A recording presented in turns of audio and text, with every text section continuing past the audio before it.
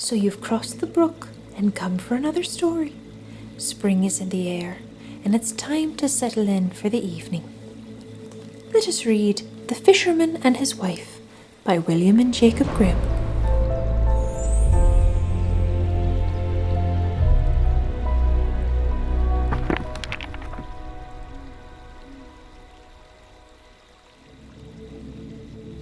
There was once a fisherman and his wife who lived together in a hovel by the seashore.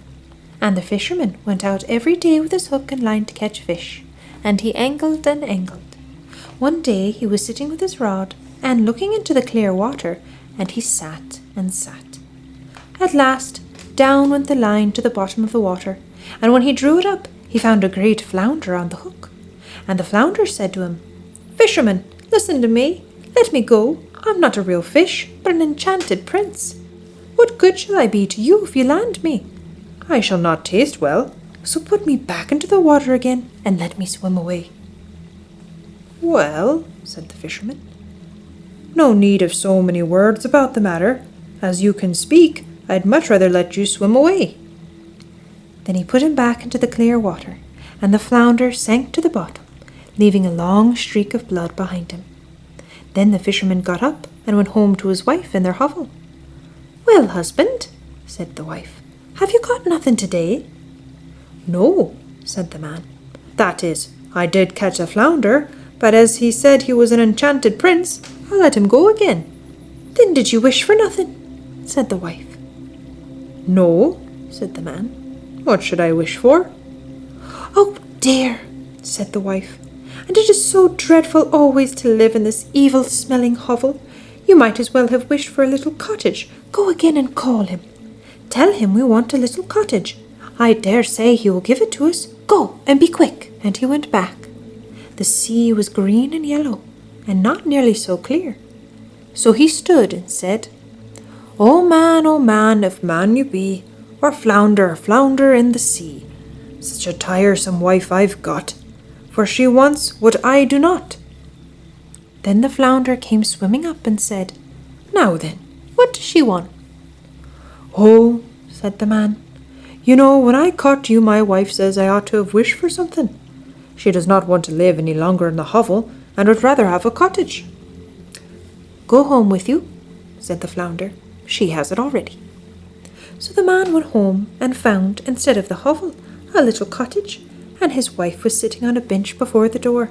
And she took him by the hand and said to him, "Come in and see if this is not a great improvement." So they went in, and there was a little house place, and a beautiful little bedroom, a kitchen and larder with all sorts of furniture and iron and brassware of the very best. And at the back was a little yard with fowls and ducks, and a little garden full of green vegetables and fruit. "Look," said the wife, "is not that nice?"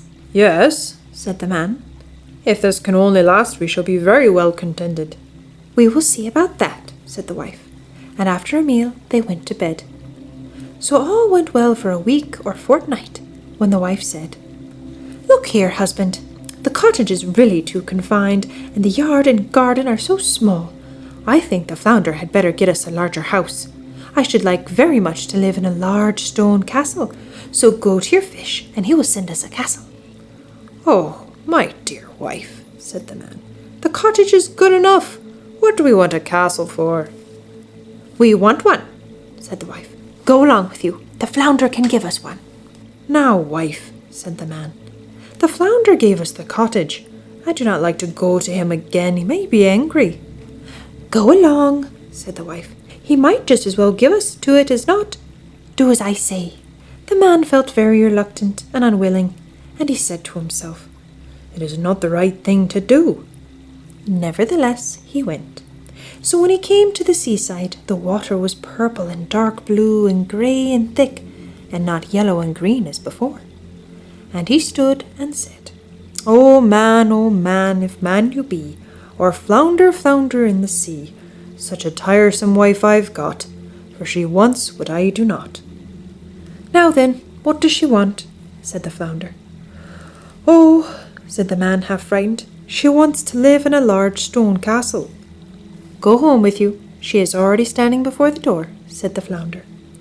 Then the man went home, as he supposed, but when he got there stood in the place of the cottage a great castle of stone, and his wife was standing on the steps about to go in. So she took him by the hand and said, "Let us enter." With that he went in with her, and in the castle was a great hall with a marble pavement, and there were a great many servants who led them through large doors, and the passages were decked with tapestries, and the rooms with golden chairs and tables and crystal chandeliers hanging from the ceiling. And all the rooms had carpets, and the tables were covered with eatables and the best wine for anyone who wanted them. And at the back of the house was a great stable yard for horses and cattle, and carriages of the finest. Besides, there was a splendid large garden with the most beautiful flowers and fine fruit trees, and a pleasance full half a mile long, with deer and oxen and sheep, and everything that the heart could wish for. "There," said the wife, "is not this beautiful?" "Oh, yes," said the man. "If it will only last, we can live in this fine castle and be very well contented." "We will see about that," said the wife. "In the meanwhile, we will sleep upon it." With that, they went to bed. The next morning, the wife was awake first, just at the break of day, and she looked out and saw from her bed the beautiful country lying all around. The man took no notice of it, so she poked him in the side with her elbow and said, "Husband, get up and just look out of the window. Look, just think, if we could be king over all this country. Just go to your fish and tell him we should like to be king." "Now, wife," said the man, "what should we be kings for? I don't want to be a king." "Well," said the wife, "if you don't want to be king, I will be king." "Now, wife," said the man, "what do you want to be a king for? I cannot ask him such a thing." "Why not?" said the wife. "You must go directly all the same. I must be king." So the man went, very much put out that his wife should want to be king. "It is not the right thing to do, not at all the right thing," thought the man. He did not at all want to go, and yet he went all the same. And when he came to the sea, the water was quite dark grey, and rushed far inland, and had an ill smell. And he stood and said, oh man, if man you be, or flounder, flounder in the sea, such a tiresome wife I've got, for she wants what I do not." "Now then, what does she want?" said the fish. "Oh dear," said the man, "she wants to be king." "Go home with you, she is so already," said the fish. So the man went back, and as he came to the palace he saw it was very much larger, and had great towers and splendid gateways. The herald stood before the door, and a number of soldiers with kettle drums and trumpets. And when he came inside, everything was of marble and gold, and there were many curtains with great golden tassels. Then he went through the doors of the saloon to where the great throne room was, and there was his wife, sitting upon a throne of gold and diamonds, and she had a great golden crown on, and the sceptre in her hand was of pure gold and jewels, and on each side stood 6 pages in a row, each one a head shorter than the other. So the man went up to her and said, "Well, wife, so now you are a king." "Yes," said the wife, "now I am king."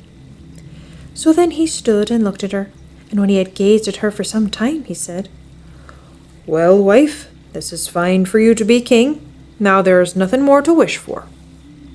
"Oh, husband," said the wife, seeming quite restless, "I am tired of this already. Go to your fish and tell him that now I am a king, I must be emperor." "Now, wife," said the man, "what do you want to be emperor for?" "Husband," said she, "go and tell the fish I want to be emperor." "Oh dear," said the man, "he could not do it. I cannot ask him such a thing. There is but one emperor at a time, and the fish can't possibly make anyone emperor. Indeed he can't." "Now look here," said the wife, "I am king, and you are only my husband, so will you go at once? Go along, for if he was able to make me king, he is able to make me emperor, and I will and must be emperor, so go along." So he was obliged to go, and as he went, he felt very uncomfortable about it, and he thought to himself, It is not right at all the right thing to do. 'Twon't be emperors really going too far. The flounder will soon be beginning to get tired of this." With that, he came to the sea, and the water was quite black and thick, and the foam flew and the wind blew, and the man was terrified. But he stood and said, O man, if man you be, or flounder, flounder in the sea, such a tiresome wife I've got, for she wants what I do not." "What is it now?" said the fish. "Oh dear," said the man. "My wife wants to be emperor." "Go home with you," said the fish. "She is emperor already." So the man went home and found the castle adorned with polished marble and alabaster figures and golden gates. The troops were being marshalled before the door, and they were blowing trumpets and beating drums and cymbals. And when he entered, he saw barons and earls and dukes waiting about like servants, and the doors were of bright gold. And he saw his wife sitting upon a throne made of one entire piece of gold, and it was about 2 miles high, and she had a great golden crown on, which was about 3 yards high, set with brilliants and carbuncles, and in one hand she held the scepter, and the other the globe, and on both sides of her stood pages in 2 rows, all arranged according to their size, from the most enormous giant of 2 miles high to the tiniest dwarf of the size of my little finger. And before her stood earls and dukes in crowds. So the man went up to her and said, "Well, wife, so now you're emperor?" "Yes," she said, "now I am emperor." Then he went and sat down and had a good look at her, and then he said, "Well, now, wife, there's nothing left to be now you're emperor." "What are you talking about, husband?" said she. "I am emperor, and next I will be pope, so go and tell the fish so." "Oh dear," said the man, "what is it that you don't want? You can never become pope. There is but one pope in Christendom, and the fish can't possibly do it." "Husband," said she, "no more words about it. I must and will be pope, so go along and tell the fish." "Now, wife," said the man, "how can I ask him such a thing? It is too bad. It is asking a little too much, and besides, he could not do it." "What rubbish!" said the wife. "If he could make me emperor, he can make me pope. Go along and ask him. I am emperor, and you are only my husband, so go you must."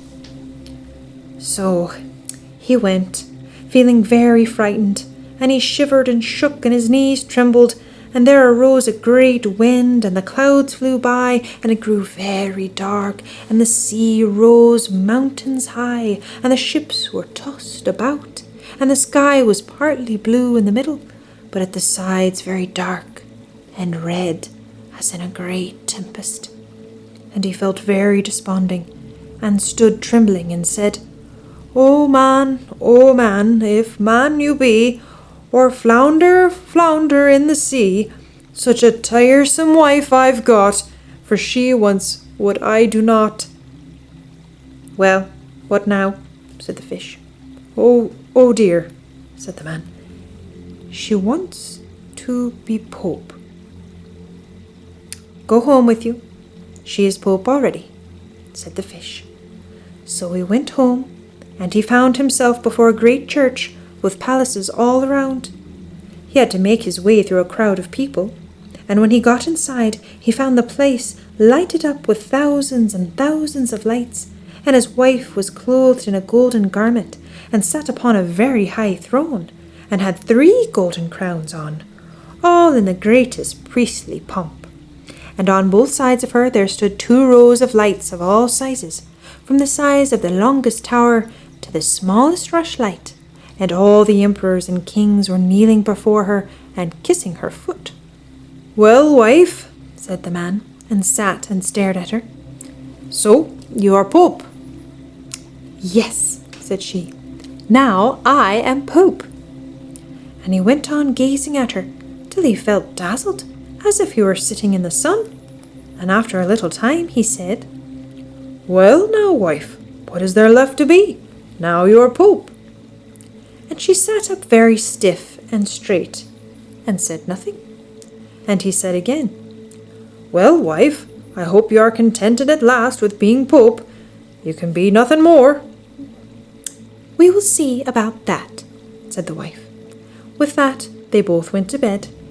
But she was as far as ever from being contented, and she could not get to sleep for thinking of what she would like to be next.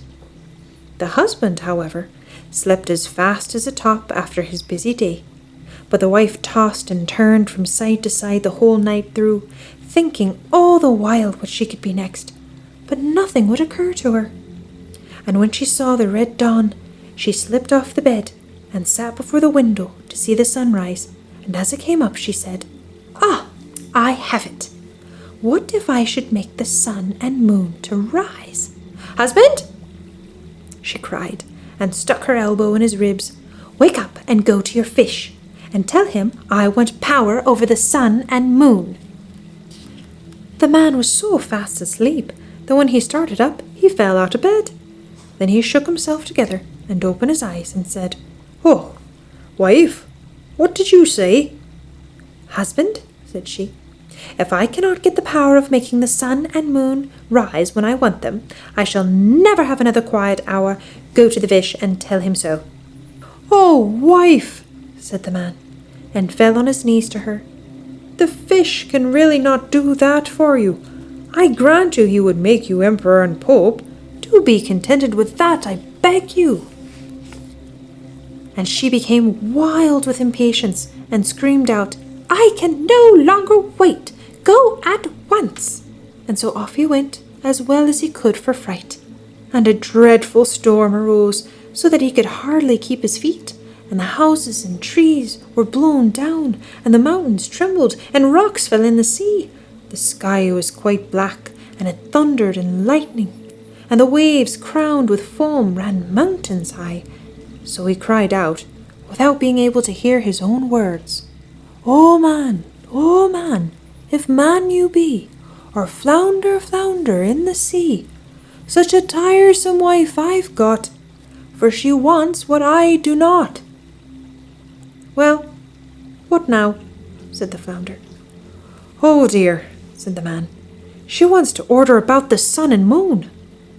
"Go home with you," said the flounder. "You will find her in the old hovel." And there they are sitting to this very day. Good night.